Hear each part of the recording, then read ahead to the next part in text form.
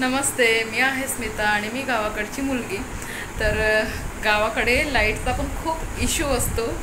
तर मी गावाकडे राहते त्याच्यामुळे मला माहीतच आहे आणि जे कोणी गावाकडे राहत असेल त्यांनाही माहीतच असेल की लाईटचा किती प्रॉब्लेम होत असतो। तर आमच्या इकडे खूप लाईट डीम येते आणि लाईट डीम येते आणि त्याच्यामुळे जे बेकरीमधले फ्रीज आहेत, ओव्हन आहे, ते काहीच चालत नाही। तर त्याच्यासाठी मी आणलेला आहे स्टॅबिलायझर। तर तुम्हाला आता मी दाखवते।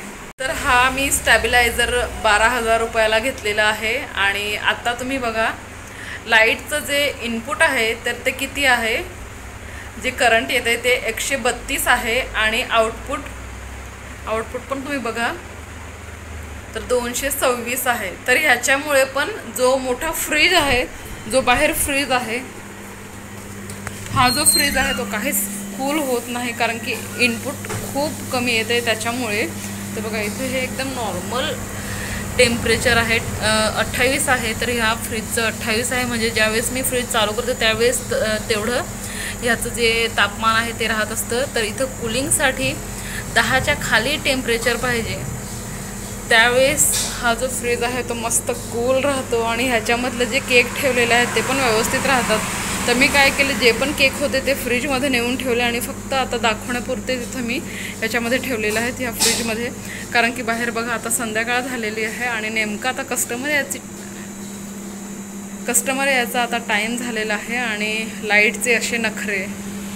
दिवसातून एवढ्या वेळा लाईट गेल्याच्या नंतर आणि आत्ता सायंकाळी सुद्धा एवढी लाईट डीम येते की करायचं काय। कारण की फ्रीज जर बंद ठेवला तर जी रस्त्यावरून येणारी जाणारी लोक आहेत त्यांना वाटतं की केक वगैरे काही रेडी नाही किंवा दुकानात काहीच नाही, असं करून कस्टमर पण निघून जातात। मग त्याच्यामुळे मी आता एक केक ठेवला आहे, 2 पेस्ट्री आणि कपकेक फक्त बाहेर ठेवलेत, बाकीचं सगळं मी फ्रीजमध्ये ठेवलेलं आहे। तर हे बघा फ्रीजमध्ये मी सगळे केक स्टोअर केलेत।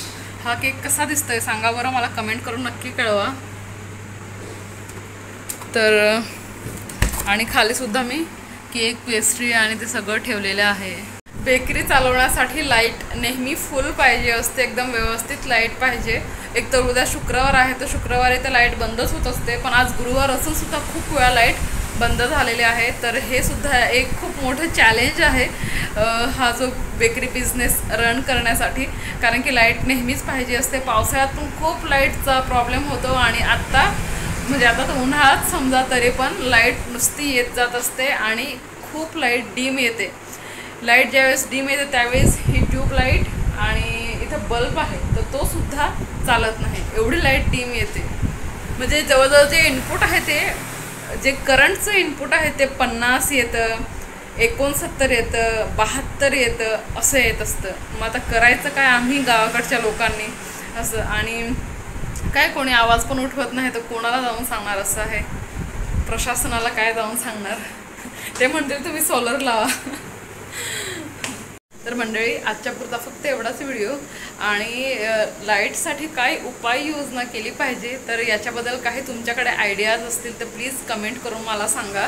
माझ्या बजेटमध्ये असतील तर नक्की मी तेवढं करेन, कारण की आता लाईटसाठी माझ्याकडे काहीच सोय नाही आहे। ज्यावेळेस लाईट जाते त्यावेळेस दुकान मला बंदच ठेवावं लागतं।